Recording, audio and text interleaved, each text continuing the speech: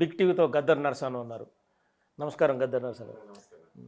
అంటే ఎలా చూడొచ్చు ఇప్పుడు మీ పాట జగన్ పాట అయితే మిలియన్‌లో వ్యూస్ వెళ్ళిపోయాయి.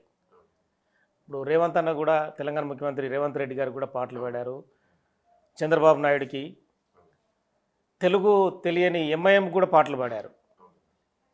సో ఎలా అనిపిస్తుంది మీకు? అన్ని రాజకీయ పార్టీలకు మీ గొంతే వినిపిస్తుంది. చాలా సంతోషం అనిపిస్తుంది అన్న.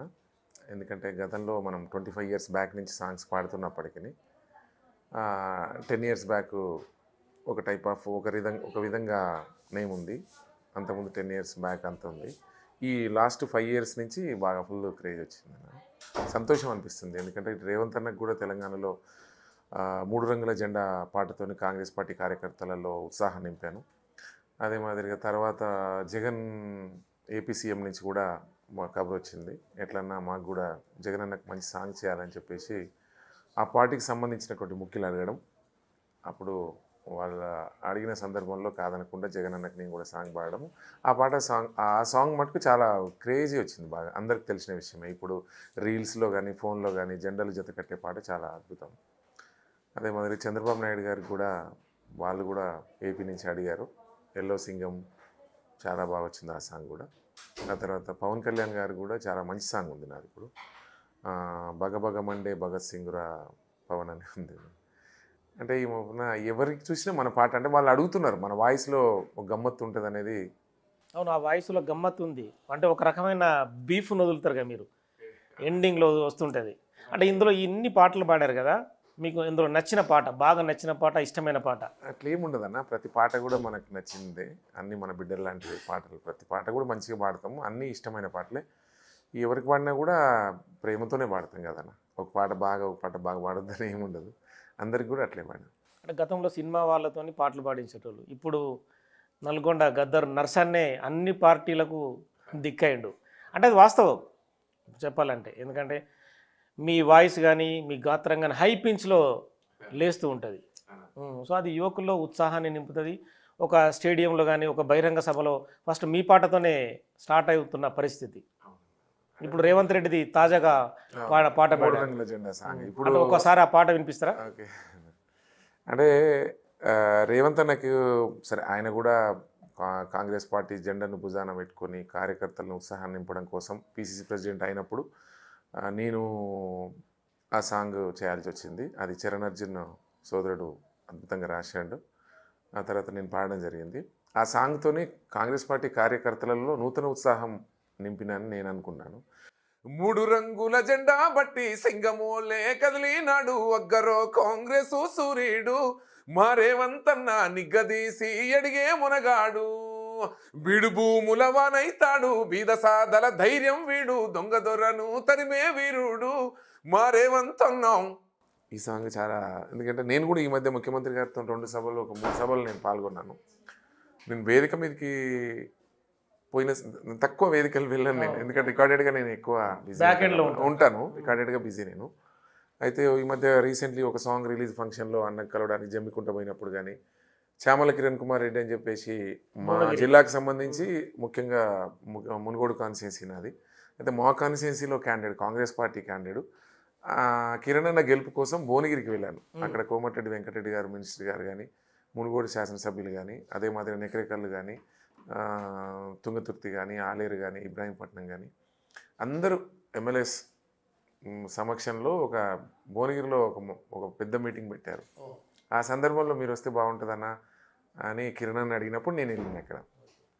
అక్కడ కూడా విన్నా. నేను 3 రంగుల జెండా సాంగ్ వింటున్నప్పుడు గుండెలు అదిరిపోతున్నాయి. కాంగ్రెస్ పార్టీ కార్యకర్తలు ఉత్తగానే డ్యాన్స్ చేస్తారు కదా, అది నేను ఎదురుగా ఉన్నప్పుడు, అది మన తెలంగాణ పులిబిడ్డ పక్కన ఉన్నప్పుడు, మరొక ఉద్యమ వీరుడు కోమటిరెడ్డి వెంకన్న ఉన్నప్పుడు, ఒక తెలంగాణ ఒక మునగాడు, ఒక మునుగోడు రాజన్న ఉన్నప్పుడు, అక్కడ గెలిచిన ఎమ్మెల్యేలు అందరూ కూడా 50,000 మెజార్టీతో గెలిచిన ఎమ్మెల్యేలు ఉన్నారు.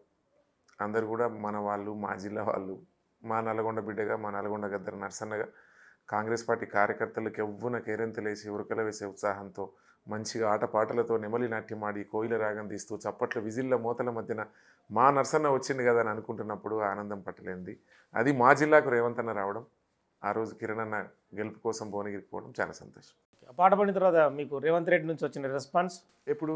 అంటే ఇప్పుడు 3 రంగుల జెండా బట్టి అంటే రెస్పాన్స్ అంటే నేను అది బాధ్యతగా భావించి చేసిందే పాట అది. ఎందుకంటే రేవంత్ అన్న అప్పుడు ఫస్ట్ ఇబ్బందుల్లో ఉన్నప్పుడు, అప్పుడు ఆ కేసులో జైలుకి పోయినప్పుడు కానీ, అప్పుడు అంతగా నేను 2014లోనే రేవంత్ అన్నకు కొడంగల్‌కెళ్ళి నిలబడ్డప్పుడు మంచి పాటలు చేసినప్పుడు. అప్పుడే చేశారు మీరు. అప్పుడే చేసిన. ఆ సందర్భంలో అప్పుడు అపరిచయంగా ఉండడము, అప్పుడు డిస్టర్బ్ కావడము, అక్క కూడా నర్సన్న ఇట్లన్న గీతక్క కూడా ఒక సాంగ్ ఏదైనా చేయాలి ఇబ్బందుల్లో ఉన్నప్పుడు, అప్పుడు చేయడం జరిగింది. ఒక సాంగ్ 'తెలంగాణ పులిబిడ్డ' అని ఒక సాంగ్ నేను చరణ్ కలిసి చేసినాం. అది సంతు అని సింగర్ తమ్ముడు పాడినప్పుడు. దాని తర్వాత ఆ పరిచయం అట్లే ఉన్నప్పుడు ఇంకా అంటే కంటిన్యూగా అన్నకు అప్పుడప్పుడు కలవడం కానీ, మాట్లాడడం కానీ ఎప్పుడూ మా మధ్య ఉండేది.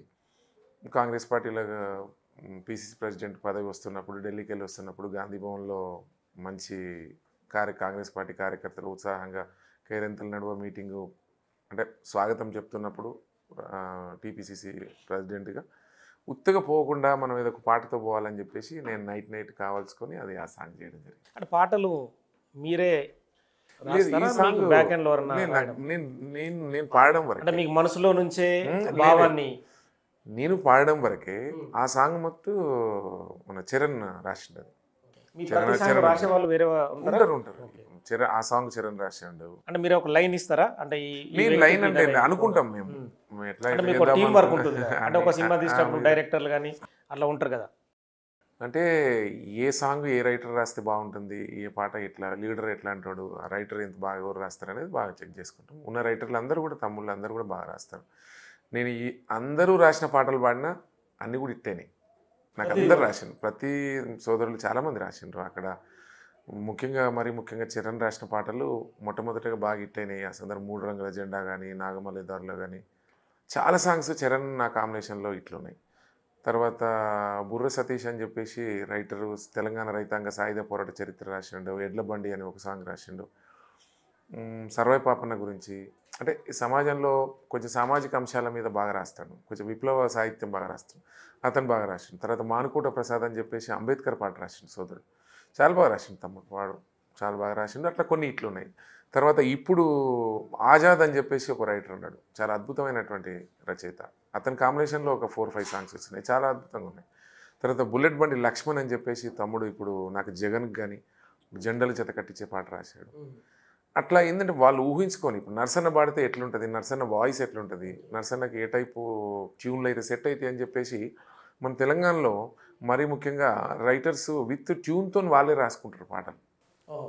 ఒకటి రఫ్గా రాసి వేరే వాళ్ళు ట్యూన్ ఇచ్చి మ్యూజిక్ లేదు, వాళ్ళు విత్ ట్యూన్తోనే రాసుకుంటారు. అప్పుడు మనకు చెప్తారు, మనం మ్యూజిక్ డిస్కస్ చేస్తాం. ఇట్లా ముగ్గురం కలిసి సమిష్టిగా ఎట్లా చేస్తే బాగుంటుందని చేసేటువంటి మ్యూజిక్ కూడా చాలా అద్భుతంగా మదీన్ కానీ